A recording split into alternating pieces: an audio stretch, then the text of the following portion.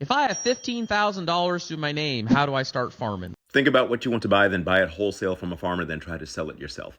For example, say I want to be a cattle farmer. If I've got 15 grand, I would spend $6,000 on the meat from 2 whole steers, $1,000 or so on a chest freezer, $200 to $300 on an e-commerce website, $200 or $300 in packaging, set aside maybe $100 for utilities, and then about $700 or $800 to pay myself. And then try to sell it. Sell it to whoever you would try to sell it to if you were to start your own farm by buying land, setting up fences, and spending all that other money.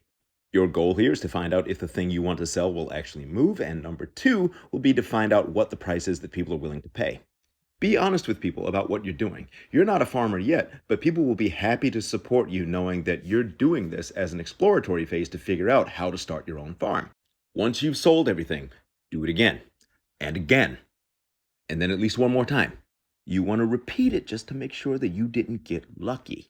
Once you've established that you can sell that beef for this much and you buy it for this much and you have this much overhead and you have this much profit, that's a real business plan.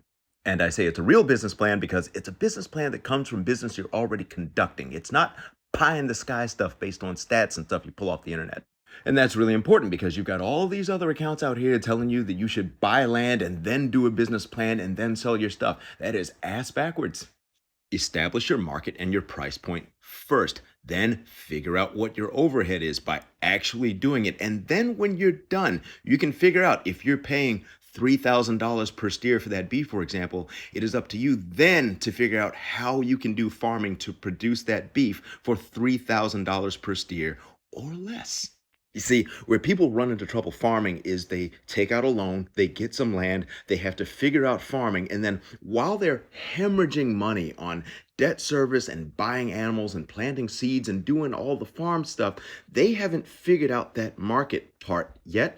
And what they'll find out while they're hemorrhaging money is that either they're not very good at the marketing part, or they severely overestimated how much people are willing to pay, or they overestimated how much they will be able to sell. So now you have a market that cannot support your on-the-ground farming habit, and that's when you get in a lot of trouble. But if you flip the order of operations and establish the market first, then you've got your money straight before you start going after the farm. You already know how much money you can make. So getting the farm done is just a matter of arithmetic. It gets real easy at that point once you have that market established.